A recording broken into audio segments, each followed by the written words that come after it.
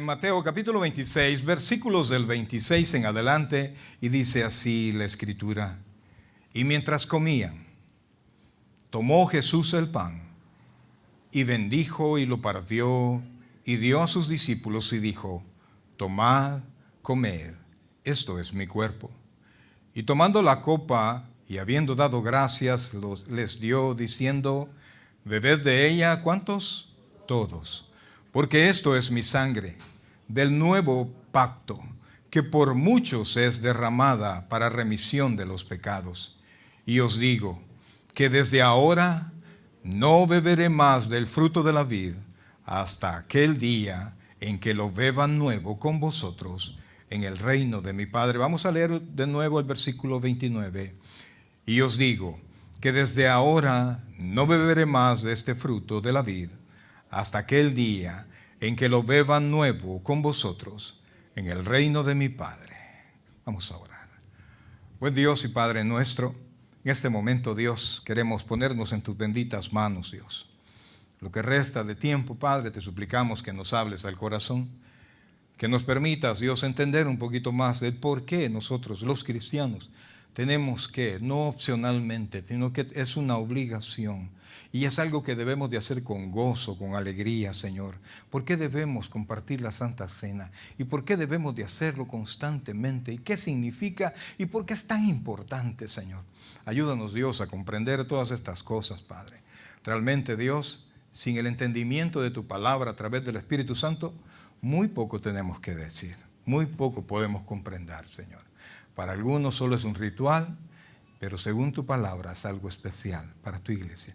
Háblanos al corazón, Señor. Oro por cada uno de tus hijos, Señor. Oro por cada uno de los hermanos de la iglesia. Permite, Padre, que tu Santo Espíritu les ayude a estar atentos. Ponemos todas nuestras preocupaciones, todos nuestros problemas, Señor, nuestras necesidades, nuestros proyectos, los ponemos en tus benditas manos. Te imploramos, Dios, que te hagas cargo de ellos, Padre. Nosotros hacemos lo posible, pero tú haces lo imposible. Ayúdanos, Dios, y lo hacemos para estar atentos ahora en tu casa. Gracias, Padre. Gracias, Dios. En el nombre de Jesús. Amén y amén. Pueden sentarse, por favor. Fíjense que la Biblia enseña que el Señor Jesucristo estaba deseoso. No saben, les dijo a los discípulos, no saben cuánto he deseado compartir esta cena con vosotros. Y es que no era un ritual sencillo, amados, sino que y no era solamente la primera Santa Cena, que se celebró un día jueves, pues no era solamente un ritual, sino que prácticamente era un cambio de era. Prácticamente era un cambio del trato de Dios para con los hombres. La ley el pacto mosaico iba a ser puesto atrás. Ya vamos a explicar un poquito de eso. Íbamos a entrar nosotros en una nueva relación con Dios. El pueblo de Israel no podía acercarse al Señor, no podía entrar al lugar santísimo, ni siquiera al lugar santo el pueblo de Israel, sino que solo personas de manera selectiva, los sacerdotes, y al lugar santísimo una vez al año, únicamente una vez al año, el sumo sacerdote, sin previo haber sido limpiado a través de otra ceremonia y otro sacrificio para que él pudiese estar apto para presentarse delante de Dios. Sin embargo, el Señor Jesucristo iba a cambiar todo. Esa ceremonia la cambió por completo, porque a partir de ahí, amados hermanos, se dio inicio a lo que ahora nosotros conocemos como el nuevo pacto. Diga conmigo, el nuevo pacto. El Señor Jesucristo ese día prácticamente dio por inaugurado el nuevo pacto. Entonces realmente no fue una ceremonia común y corriente, sino que fue un momento para comenzar la nueva era en la cual usted y yo, nosotros vivimos ahora. Anteriormente Israel tenía que cumplir muchas ceremonias, había un montón de leyes, habían decretos que Israel tenía que cumplir, diferentes sacrificios que tenía que presentar, pero todo eso iba a quedar atrás. iba a ser no abolido, sino que iba a ser cumplido por completo por medio de nuestro Señor Jesucristo. A partir de ese momento, el Señor Jesucristo, y a partir de su resurrección, mejor dicho, a partir de su resurrección, el Señor Jesucristo dejó únicamente 2 ordenanzas. ¿2 qué? Ordenanzas. La iglesia, usted puede ver cómo las iglesias desarrollan sus servicios y todas sus actividades lo hacen de una manera o de otra. En cuanto a la presentación de los niños, las bodas y todo eso, cada iglesia tiene cierta libertad de cómo hacerlo, ¿verdad? ¿Por qué? Porque no están establecidos como ordenanzas. Pero en cambio, el bautismo, oiga bien, el bautismo y la cena del Señor, o la comunión, como usted le desee llamar, el Señor las estableció y no hay manera de cambiarlas. Y no hay ninguna iglesia cristiana que no se vea en la obligación, que no esté llamada a celebrar. Por eso es que cuando nosotros vemos que un cristiano o alguien que se llama cristiano y no desea bautizarse porque tiene sus propios pensamientos, pues uno dice, probablemente no ha entendido, ¿verdad? Probablemente no ha comprendido. Algunos pues no son creyentes, otros sí lo son y tienen sus propias maneras de ver las cosas, pero el Señor Jesucristo lo estableció de una manera muy estricta, donde no hay mucho margen, oiga esto, mucho margen para que nosotros podamos cambiar la situación.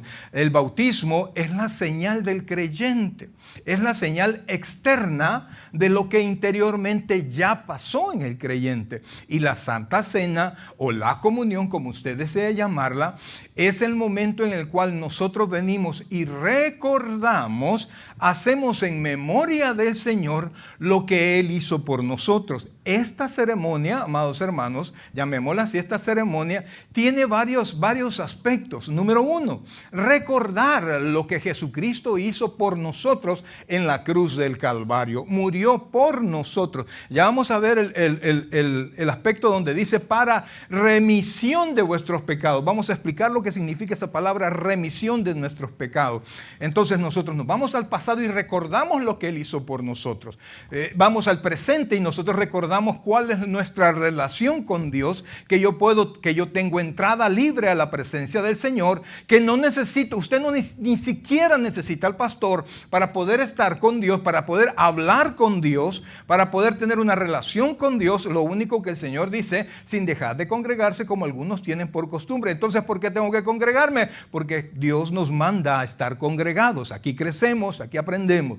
Entonces, amados, también nosotros a través, y ya lo vamos a ver esto, a través de la cena del Señor o comunión, nosotros recordamos que vamos a estarla celebrando aquí en la tierra mientras Dios nos dé vida. Como creyentes los vamos a estar celebrando y nos vamos a estar presentando como cuerpo y vamos a estar celebrando esta ceremonia preciosa hasta que un día, oiga bien, hasta que un día la volvamos, hablando como iglesia, la volvamos a celebrar, no delante del pastor, no solamente frente a los hermanos. Si tu papá fue creyente, ese día de la celebración usted va a estar junto a su papá. Si su mamá fue creyente, ese día usted la va a estar celebrando junto a su papá, junto a su tío, etcétera, junto a todas las personas que son creyentes. Pero lo increíble es que en la mesa también va a estar nuestro Señor Jesucristo. Entonces nos proyecta al pasado. Lo que Jesús hizo por nosotros, nos cambió la condición, nos presenta, nos lleva al presente para que nosotros recordemos la nueva relación que tenemos con Dios y nos traslada al futuro porque nosotros sabemos que un día la vamos a compartir con el Señor. Entonces ese, amados hermanos, es el nuevo pacto. Y el nuevo, al hablar de nuevo, hablar de una nueva relación, nosotros tenemos que relacionarnos. Si hay algo nuevo, en relación a qué es nuevo, a lo antiguo. Y entonces, dice la carta a los Hebreos, en el capítulo 8, versículo 6, busque por favor ahí en su Biblia, si la tiene en su mano, Hebreos capítulo 8, versículo 6, nos enseña, amados hermanos, que al tener un nuevo pacto, al tener una nueva relación, un nuevo, por así llamarlo, contrato, el antiguo contrato queda anulado. ¿Verdad? Cuando usted está en su casa, usted está rentando su casa y hacen un nuevo contrato, usted ya no necesita. Una vez firmado el nuevo, usted ya no necesita ir a ver el viejo, porque ahora lo rige el nuevo. Mire lo que dice, por favor, Hebreos capítulo 8, versículo 6. Dice así: pero ahora, oiga esto, tanto mejor ministerio es el suyo, cuanto es mediador de un mejor pacto, establecido sobre mejores promesas. Ve el versículo 7, por favor. Porque si aquel primero hubiera sido sin defecto, ciertamente no se hubiera procurado lugar para el segundo. O sea, la palabra de Dios nunca es el problema. El problema es que ese antiguo pacto no era posible que nosotros como seres humanos pudiésemos cumplir. O sea, el problema del antiguo pacto es que era incumplible por nosotros. Y por eso es que era necesario la presentación de sacrificios. Ahora pasémonos al versículo 13, por favor. Oiga esto, versículo 13. Ahí mismo dice: al decir nuevo, estamos hablando del nuevo pacto, al decir nuevo pacto, ha dado, ¿por qué? Por viejo al primero. Y lo que se da por viejo, por eso es que usted no deje que le digan viejo, por favor. Dice, lo que se da por viejo, ¿qué? Se envejece. Está próximo a desaparecer. Entonces, el antiguo pacto, amados hermanos, se hace a un lado y da paso al nuevo pacto. ¿Da paso a qué?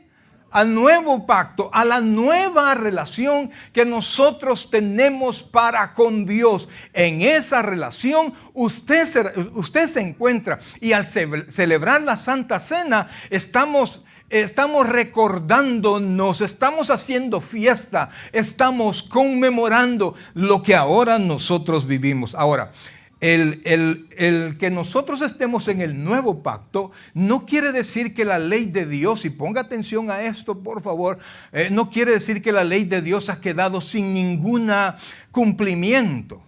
Ponga atención a esto, porque por allá usted de repente se pregunta: ¿y qué es lo que estoy obligado a cumplir de la ley? ¿O es que la ley ya no es absolutamente nada para mí? Hoy quiero ayudarle a que podamos entender esto, porque la ley, oiga bien, la ley no solamente son los 10 mandamientos, no solamente son el número de ceremonias y ¿cómo se llama? Y sacrificios, las órdenes que Dios da para que se mantenga la relación con Él, sino que son leyes ceremoniales. ¿Leyes cómo?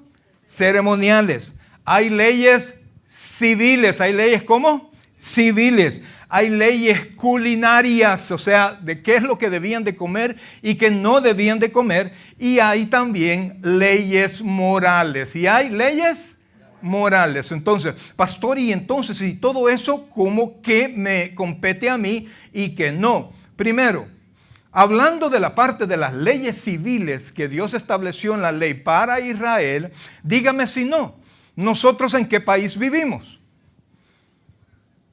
No sé, pastor. ¿En qué país vivimos? En Estados Unidos. Le pregunto yo a usted, ¿Estados Unidos tiene sus propias leyes o no? Sí tiene sus propias leyes. Entonces usted no puede pensar que va a cumplir las leyes civiles que aparecen en la ley porque vive en un país que tiene sus propias leyes. Y siempre y cuando las leyes de este país no vayan en contra de la ley de Dios y del deseo de Dios, yo estoy obligado a cumplirlas. Entonces la parte civil de la ley del Antiguo Testamento no tiene obligación sobre mí. Número 2. Las leyes ceremoniales, oiga, las leyes ceremoniales, todo lo que hacían para poderse presentar al Señor. ¿Qué pasa con eso? Cuando Cristo murió en la cruz del Calvario, oiga esto por favor, puso fin a todos los sacrificios, a todas las ceremonias, inclusive, oiga esto, a todas las fiestas. todas tuvieron cumplimiento en Jesucristo. Por eso es que usted y yo no estamos obligados a participar en ninguna de las fiestas del Antiguo Testamento, ni las ceremonias del Antiguo Testamento. Por eso es que tampoco nosotros no estamos obligados a guardar el sábado. ¿Por qué? Porque primero no somos Israel y no estamos bajo la ley. Entonces Cristo cumplió todas las leyes ceremoniales. Las leyes culinarias ya el Señor nos mandó diciendo, y también a través de Pablo, que todo podemos comer con acción de gracias. Es decir, pastor, ¿y hoy podemos comer cerdo? ¿Y usted qué me diría? ¿Usted comió cerdo hoy o esta semana? Pues yo esta semana sí comí y estaba bien bueno. ¿Y eso es pecado? No, porque yo no estoy bajo la ley, porque Dios cumplió por completo, el Señor Jesucristo cumplió por completo todas esas leyes para conmigo. Entonces esas leyes ya no tienen aplicación para la iglesia. Ahora, nos queda un grupo de las leyes. Podríamos hacer más divisiones de lo que es la ley. Esto, amados hermanos, es como un paréntesis porque no quiero que ustedes hayan de diciendo ¿y qué es lo que me toca cumplir del Antiguo Testamento? Después de esto va a ser el colmo que usted se pregunte. Entonces, pero las leyes morales hablan del carácter de Dios. Las leyes morales hablan ¿de qué? Del carácter de Dios. Entre las leyes morales están los 10 mandamientos. Los primeros 4 hablan de nuestra relación con Dios. Y luego comienza a hablar de nuestra relación con los demás. Habla cómo es Dios y habla cómo quiere Dios que nos relacionemos con nuestros padres, con la esposa del vecino, que nos relacionemos con todos los demás. Entonces el Señor Jesucristo vino y las redujo a 2. ¿Se recuerdan cuáles eran esas 2? Amarás a Dios por sobre todas las cosas, ¿sí? Y a tu prójimo como a ti mismo, porque esos 10 mandamientos se reducen a eso. Si usted ama a Dios, si usted respeta a Dios, usted va a cumplir todo lo que Dios dice. Entonces, por eso es que como iglesia, póngame atención a esto. El pastor dijo que nosotros ya no estamos obligados. No. Las leyes morales, las leyes de convivencia, las leyes donde nosotros demostramos el carácter de Dios delante de los demás y delante de Dios mismo, sigue siendo una obligación de todos los creyentes. Ya no me manda al infierno, sí, eso es cierto, pero es mi responsabilidad parecerme y poco a poco parecerme cada vez más a mi Padre Celestial. La Biblia dice que a través del Espíritu Santo se está forjando a Cristo en nosotros. Es decir, que el Espíritu Santo está moldeando en nuestros corazones. Mire, yo me gozo mucho porque de repente con un hermano al principio, uno u otro hermano, yo insistía, ¿verdad?, por su conducta, pero yo dije, no, me estoy metiendo en rollos que no me tocan a mí. ¿Por qué? Porque eso le corresponde ¿a quién? Al Espíritu Santo. Entonces me echo a un lado, ¿verdad? Y lo trato como el hermano, el mejor de los hermanos. Le digo hermano, pero puede ser una hermana o varias hermanas. Entonces yo lo trato como el más santo de los hermanos. Y entonces yo veo las cosas como las ve. Dice la palabra que las debemos de ver, las cosas que no son como si fuesen. Y mire qué alegría me da, que Dios va cambiando poco a poco, va amoldando, va transformando el corazón de las personas. Entonces eso, el carácter de Dios, las leyes morales nos reflejan a Dios y esas son, amados hermanos, nuestra responsabilidad. Entonces el Señor Jesucristo, volviendo al principio, el Señor Jesucristo estaba con los discípulos y los llamó para celebrar la Pascua. Por favor, busquemos de nuevo el texto inicial, Mateo capítulo 26. 26. Entonces, amados hermanos, el Señor Jesucristo, llegado el tiempo de la celebración de la Pascua, buscó a los discípulos y les dio órdenes ¿Cómo se iba a celebrar la Pascua? Yo sé que usted conoce ese texto que les mandó a decir, vayan y van a encontrar a un hombre con un cántaro. ¿Por qué era la señal un hombre con un cántaro? Con agua. Porque los hombres en ese tiempo no iban a traer agua en cántaros, sino que lo iban a traer en pieles. Entonces era raro ver a un hombre con un cántaro. Entonces cuando vean a este hombre, síganlo. Y después díganle, dice el maestro, ¿dónde vamos a celebrar la Pascua? Y entonces él tiene preparado un aposento y les va a enseñar y ahí lo vamos a celebrar. Pues el Señor les explica. Dice, y mientras ya estando allí, el Señor les dice que cuánto deseaba él compartir ese pan. Y entonces dice la Escritura, y mientras comían, tomó Jesús el pan. Ahora, un paréntesis. ¿Qué es lo que se estaba celebrando aquí? Ellos no estaban celebrando la Santa Cena. Los discípulos iban a celebrar la Pascua. La Pascua es hasta la fecha, es la ceremonia más importante. La ceremonia más importante para el pueblo de Israel. Les recuerda la Pascua, les recuerda el día aquel donde el Señor, Dios mismo, sacó de la mano de Moisés a Israel de Egipto. A través de las ¿cuántas plagas fueron? 7 me estaba diciendo un hermano. ¿Cuántos fueron? 10 plagas, ¿verdad? ¿Alguien me quiere decir las 10 plagas? Otro día, pastor, otro día. Entonces, ¿sabe usted que Dios sacó, oiga esto, Dios sacó a Israel, no lo sacó por sugerencia, sino que con mano poderosa y a través de juicio? ¿A través de qué? Juicio sobre Egipto. Pero sigamos leyendo y ya vamos a ver el momento cuando Dios sacó a Israel. Entonces, y mientras comían, tomó Jesús el pan y bendijo y lo partió y dio a sus discípulos y dijo, ¿cómo dijo? Tomad, comed, esto es mi cuerpo. Versículo 27. Y tomando la copa, habiendo dado gracias, la dio, diciendo, ¿qué dijo? Bebed de ella, ¿cuántos? Todos. Entonces, todos los que estamos aquí, con las cualidades, con las actitudes, con los requerimientos cumplidos para tomar la Santa Cena, tenemos que hacerlo. Ahora, sigamos el 28. Dice, porque, oiga esto es, ¿qué? Mi sangre, ¿de qué? Del nuevo pacto, que por muchos es derramada. Mire, ¿por cuántos dijo? Ahora yo le pregunto a usted, ¿es por todos? ¿Es por todos? Dice allí, por todos. ¿Es lo mismo decir por muchos que por todos? Ese es otro tema, oiga. Pero dice que por muchos es derramada, y aquí vamos, ¿para qué? Remisión de pecados.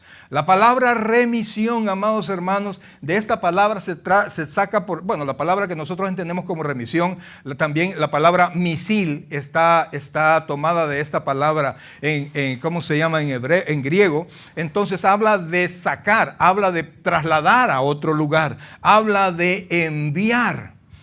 Entonces, dice, ¿para remisión de qué? De los pecados. Pregunto yo a este lugar, ¿habrá alguien aquí que haya pecado? ¿Habrá alguien aquí que no haya pecado este día? No hay, todos hemos pecado. Y si alguno dice que no ha pecado, la Biblia ¿qué dice que es? Mentiroso. Y ahí está el pecado, ¿verdad? Entonces seguimos como pecadores. Entonces, para remisión de los pecados. Entonces, vamos al versículo 29. Y os digo que desde ahora no beberé más de este fruto de la vid hasta aquel día en que lo beba, ¿cuándo? Nuevo con vosotros en el reino de mi Padre. Ahora, ¿para qué celebración les dije que el Señor Jesucristo estaba haciendo esto? ¿Qué celebración aprovechó? La Pascua. ¿verdad? Entonces, como les decía hace un rato, la Pascua era la celebración más importante para Israel, que les recordaba ese día cuando el Señor los sacó de Egipto. Esto, amados hermanos, está, y quiero que veamos solamente 3 versículos de ese capítulo 12 del libro del Éxodo, que yo sé que usted ya leyó un montonazo de veces y se puede saber esa historia de la salida del Éxodo. Se la puede de memoria una y otra vez. Éxodo capítulo 12, por favor, versículo 12. Dios había estado combatiendo, por así decirlo, con Faraón. Faraón no quería dejar salir al pueblo. Usted conoce la historia. Pero llegó el momento de la 10ª plaga. ¿Alguien se recuerda cuál fue la 10ª plaga? ¿La qué? Muerte de los primogénitos. Diga conmigo, la muerte de los primogénitos. Es decir, todos los varones mayores iban a morir. Entonces, el Señor les dio una manera, les dio una forma como ellos librarse del juicio. Porque fíjense que muchos, oiga esto, ¿oigo algo? Bájale volumen a eso, por favor. Mire, el Señor Jesús, muchos de nosotros creemos, oiga bien, creemos. Y nos alegramos de escuchar un Dios que es bueno. ¿Que un Dios que es bueno? ¿Sí? Que es misericordioso. ¿A cuántos nos gusta la idea de un Dios misericordioso? De un Dios que bendice. De un Dios que prospera. Amén. De un Dios que trata bien a sus hijos. Pero hay un atributo de Dios que no es bien recibido por toda la gente. ¿Cuál es ese atributo? Dios es justo. Diga conmigo, Dios es justo. Dígalo, Dios es justo. La justicia, mis queridos hermanos, es dar a cada quien según le corresponde. A veces nosotros confundimos la misericordia con la justicia, ¿verdad? Porque de repente Dios viene y alguien hace algo y Dios no lo castiga, sino que Dios detiene el juicio. Cuando Dios detiene el juicio, eso se llama misericordia, ¿sí? Cuando Dios nos perdona, eso se llama gracia, ¿sí? Detener el juicio no quiere decir que el juicio no se va a derramar en algún día. Eso es misericordia, ¿verdad? Pero la gracia es cuando Dios perdona mis pecados. Por ejemplo, y ese es el problema del pecado. Imagínense, no sé si a usted le ha pasado alguna vez, usted ha ido al súper o a la tienda y de repente alguna persona va delante de usted y paga a la hora de pagar. A mí me ha pasado con señoras ya de avanzada edad que de repente les hace falta $1, $2 o $5. ¿Alguna vez han visto eso? Y que la señora está ahí rascando el montón de moneditas. Espero, si usted ha visto eso, amados hermanos, y usted tiene para bendecir, espero en el Señor que usted haya dicho no se preocupe y usted haya sacado ese billete o haya dicho por favor esos $5 cóbremelos a mí, ¿verdad? Entonces eso es, quieras o no, es misericordia. Ahora, el problema es que la señora diga, ay, vaya pues, no lo voy a llevar. Y ponga el producto de este lado. Y en un descuido de la cartera, el 2 de bastos, y vámonos para adentro. Y lo pone dentro de la bolsa. Entonces es el mismo producto, son los mismos $5, pero ya no son el problema los $5. ¿O sí? ¿Cuál es el problema? Ese es un robo. Y el robo es una infracción a la ley. Y eso ya no basta con dar los $5, porque allí ya se infraccionó la ley, ya llega la policía y aquella persona a quien le robaron el producto tiene la opción de decir si presenta cargos o no presenta cargos, porque $5 no le satisfacen. Ahora yo le digo a usted, cuando usted ha pecado, oiga esto, cuando usted ha pecado y Dios no le ha derramado juicio, es por su misericordia. No quiere decir que en algún momento no se la va a derramar. Téngalo por seguro que en algún momento Dios le va a cobrar lo que usted ha hecho. Pero, amados hermanos, la deuda que tenemos con Dios no es solamente una deuda de dinero, digamos por decirlo así. Es una infracción a la ley, la cual Dios como juez justo no puede pasar por alto hasta que se pague no los $5, sino la infracción a la ley. Entonces, cuando nosotros vemos a Dios del lado de juez, entiéndalo, Dios es un juez justo. Y si de repente Dios decide no hacerle justicia a la hermana Ana, sino que le derrama misericordia, y de repente viene al hermano y le dice, no, al hermano no le voy a derramar misericordia, sino que le voy a derramar justicia. Y viene y le derrama justicia y le cobra, y viene y cae el juicio frente al hermano. A la hermana se lo perdonó, digamos así, o le dio un toque de espera. Al hermano, ¿cómo se llama? Le derrama el juicio. El hermano va a decir, eso es injusto. Pero eso no es injusto. Eso es justicia. Y la misericordia que tuvo con la hermana no es obligatoria.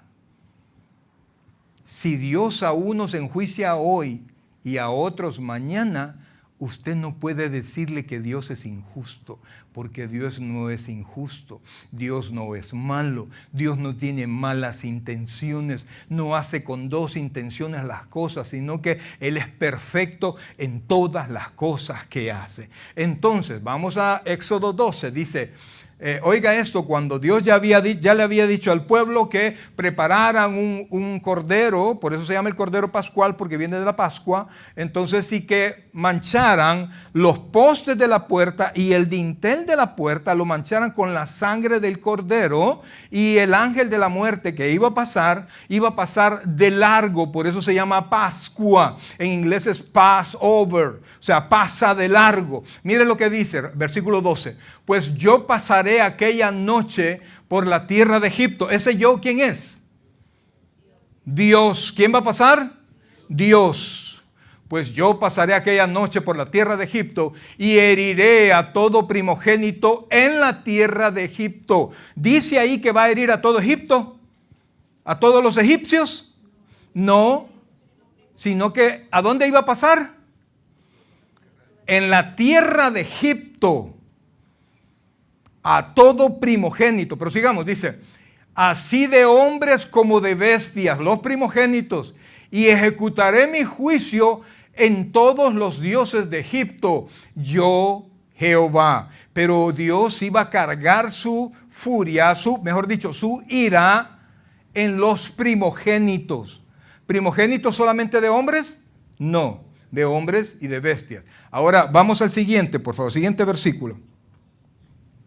Y la sangre os será por señal en las casas donde vosotros estéis. Oiga esto. Y veré la sangre. ¿Quién está hablando? Y pasaré de vosotros. Y no habrá en vosotros plaga de mortandad cuando hiera la tierra de Egipto. ¿Por qué no iba a haber muerte? ¿Porque eran judíos? ¿Porque eran los Israel? No, no era eso. Sino que ¿qué tenían que haber hecho? Sacrificar el cordero y manchar ¿cómo se llama? Los postes y el dintel. Ahora vámonos al versículo 23, por favor. Porque de repente no logramos, por decirlo así, cuajar esa idea de un Dios bueno y un Dios justo y ejecutador de los juicios. Versículo 23. Aquí hablando Moisés, porque Jehová, oiga esto, pasará ¿qué? Hiriendo a los egipcios. Aquí Moisés les estaba diciendo, póngase buzo, porque esto es ¿para quién? Para los egipcios, pero iba a arrasar con todos los que no hicieran lo que él había dicho. Entonces dice, y cuando vean la sangre en el dintel y en los dos postes, pasará Jehová aquella puerta y no dejará entrar ¿a quién? ¿Qué dice ahí? ¿Qué dice ahí, hermano? heridor. ¿Qué hace un heridor? Herir. ¿Quién lo llevaba? Dios. ¿Y qué iba a hacer el heridor? Herir, matar a todos los primogénitos. Y entonces dice, y no dejará entrar al heridor en vuestras casas para herir. Entonces Israel celebró la Pascua y se le ordenó que siempre Israel, el primer día de Nisan, que prácticamente allí arrancó el año judío, y el 14 de Nisan se celebraba la Pascua, y esto duraba toda una semana. Y entonces, amados hermanos, el Señor tomó ese tiempo, oiga bien, tomó ese tiempo y cambió la celebración.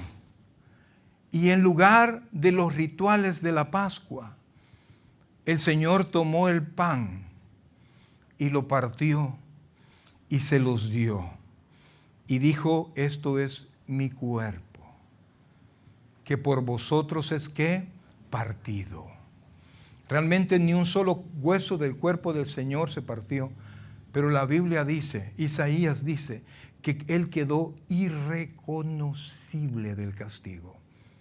Dice Isaías que no había parecer de hombre en Él, así como Él quedó. Unos historiadores dicen que de Él fue arrancada la barba. Esa era una señal de vergüenza, el insulto más grande, arrancarle la barba. Y eso pasó el Señor. Entonces, dice mi pan, y también habla de su cuerpo y de su sangre, que por vosotros es derramado. ¿Cuál dijimos que era la palabra? Para remisión, para enviar lejos de nosotros. ¿El qué? Nuestros pecados. Esto, desde el Antiguo Testamento, el Señor nos dice que lo iba a hacer. Mire lo que dice el Salmo 103, por favor, versículo 12. 103, 12, por favor.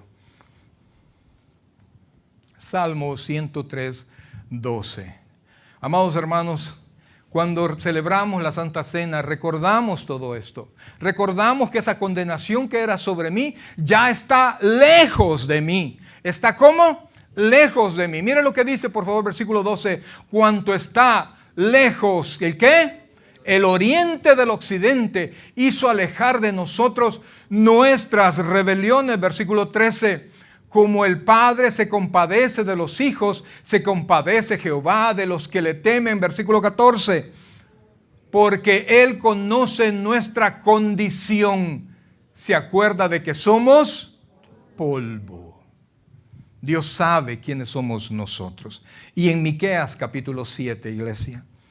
En Miqueas capítulo 7, versículo 18. Usted no puede juntar el oriente y el occidente, no los puede juntar. Así están los pecados suyos lejos. Oiga esto, lejos de usted. Lo tiene ahí, por favor. Miqueas capítulo 7, versículo 18. Miqueas capítulo 7, versículo 18. Dice, ¿qué Dios como tú, que perdona la maldad? Oiga esto.